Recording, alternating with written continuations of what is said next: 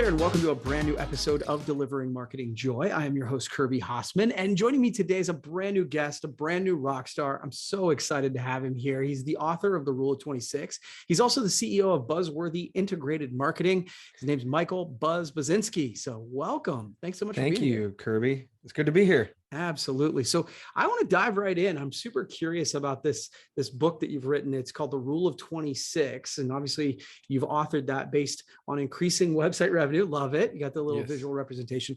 So can you talk just a little bit about what is the Rule of 26? So the Rule of 26 is quite literally a way to get a digital marketing strategy in the amount of time it takes to read the Rule of 26, which is about 15 seconds total. Okay. So I wrote this book to alleviate the entire need for agencies and companies alike to spend to the 30 to 90 days of working with a new marketing company, or maybe working with a new marketing director, and try to figure out, what do we do first to increase revenue to our website? And so I started doing some math, and I found 3 KPIs. So KPI is a key performance indicator, okay, right, for those who don't know. And I was doing research, and I'm seeing like HubSpot's, and they're like 68 KPIs that they like to try. I'm like, what? No. And then I go over to like Shopify, and they're like 70 some odd KPIs. They try. I'm like, no, this has got to be easier. Come on. And I've been in marketing a long time. I had a creative agency at one time, and we used to do it that way. And when I reinvented my company a couple of years ago, I wanted to do it different, and I wanted to simplify every aspect.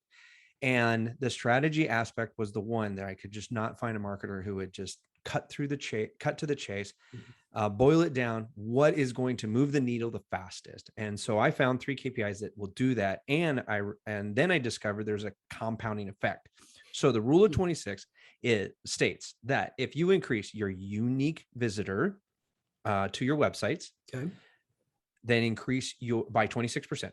Then increase your conversion rate. So the amount of people coming to you divided by, or times the actual people that, the backwards, but yes, the amount of people who actually come to you divided by the people who actually come to your website. Okay. That's your conversion rate, right? And you increase that by 26%. And then you increase the average revenue per client by 26%. You'll have a compounding effect of 100% more revenue from your website. Wow. I want that to be as simple as possible, because so many service-centric businesses feel that they can't get revenue. So when you apply the Rule of 26 and you just do one of the 3 objectives, you'll move your revenue needle by 26%. Wow. So, and if you do the second one, it's 52%. You get the third one, it's 100%, right? Wow. And the beautiful thing is this: once you've done it once, you can do it again. Right. And it quadruples the revenue that you're getting from your website. So instead of relying on word of mouth and referrals out there, you can create a predictable revenue stream from your website. And if you're not doing it, your competitors are. Right. Yeah, no, that makes total sense. That's really cool. That's a super interesting. And I think simple is so important for any entrepreneur, any salesperson, any marketer out there that want to keep it simple. And so it leads super nicely into my next question, because when it comes to digital marketing, you've said it needs to be simple. And so can you talk about what that means and how to do it? So yes. So I was going to, at the beginning of the COVID, the beginning of the pandemic, got all shut down. I was like, oh, this would be a perfect time to write a book. So my first book idea was to break out my honeycomb theory of marketing. And as I dove into that, I realized nobody's going to read it. Like nobody. So I'm like, I didn't even get past, like, I was in like the outlines, right? It's gonna be like a 300-page book. It's going to be like everything anybody ever wanted. And then I go, who am I kidding? Nobody, I'm not even going to read this book. So no. So, I love it. But, in marketing in general, you need to have a methodology in which you attack your marketing. And so I created a acronym out of the word simple. And so with established businesses, the first thing we do is streamline what is and is not working, so that we can get rid of the waste and use those savings to invest in things that could work better. Okay. Once we've done that, now we need to identify what new opportunities that you haven't been taking, new tactics you haven't leveraged, and put those into the mix. Then you have to do market research to decide how that all works together and how you're going to use it in your positioning in the market. Mhm. That leads you to your plan. Once you have a good plan, you're ready to launch. And once you've launched it, you will need to evaluate it and then do the process over. Hmm. Streamline the things that don't work, identify things you haven't tried, and so on and so on. That's, again, I think one of the things, I think the best books, the best authors really do a good job of is they break it down into ways that, like, if you've not done it, you can follow the process. And I think that's a really interesting concept, because I think, again, streamlining things that don't work, what's that famous quote that says that 50% of your marketing is working. You just don't know which 50%, Right. right? 50% of your marketing is working. Unfortunately, you don't know which 50% is working. Yeah, so that it kind of digs into that. So I love that. So that's Yeah. cool. The other thing that you're kind of known for is search engine optimization, and I think that for many folks, I think entrepreneurs out there, it's like SEO just seems like it's in the land of wizards and spells, and there's people who do it behind closed doors, and it's like, but as an entrepreneur, it's like, well, what can I do? What can I do? A couple of simple things that maybe I could do to improve my SEO. Do you have any quick tips that you can do? Sure. So first you need a cauldron, and then you could get some fire, and then Well done. Well done. I love it. then you summon Yeah, that's one of right. the wizards Yeah, talk to from, Harry. yeah, Harry. There Harry you go. Potter. All right. So I think that the biggest thing about SEO is that people don't understand is that 68% of all people who are looking for a service to solve a problem, especially service centric, Mhm. 68% of those consumers are going to search engines to find the solution. Right. The gorgeous thing about search engine optimization is, why you should be even interested in any of these tactics is the fact that those people are already further down into your sales funnel than those that you're trying to interrupt with advertising. Right. Okay. So you have people who have identified their issue or close to it. Yeah. They have either identified the solution or looking for it. And if they've done both of those, they're just looking to find out who is going to do it. Right. Okay. So with that said, the simplest SEO tactics actually have nothing to do with SEO. So I have a methodology when we do SEO. We actually, I recognize as a visionary marketer of the year by the American Marketing Association for my concept called digital engagement optimization. So back in the late aughts, we were killing it with SEO. We're getting number one, ... Everybody's happy, except we kept getting fired. I'm like, why are you firing us? Well, you got us number one, but we have no more revenue. Oops. And most SEOs don't look at conversion rates. Yeah. So digital engagement optimization basically brings together the concepts of search engine optimization and conversion rate optimization, or CRO, as the industry calls it. And so one of the simplest tactics that I tell people is first to clean up your analytics.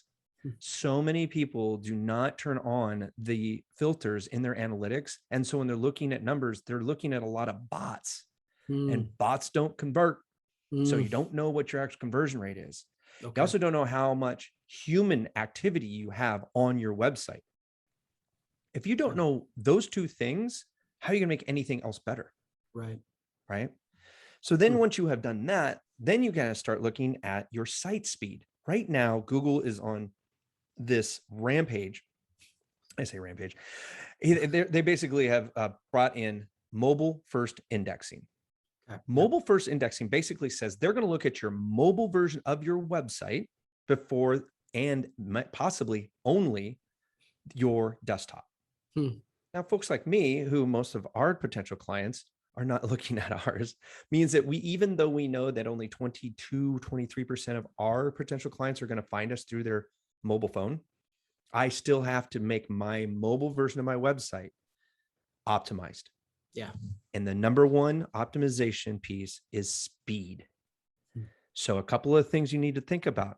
Do you have large images on your website?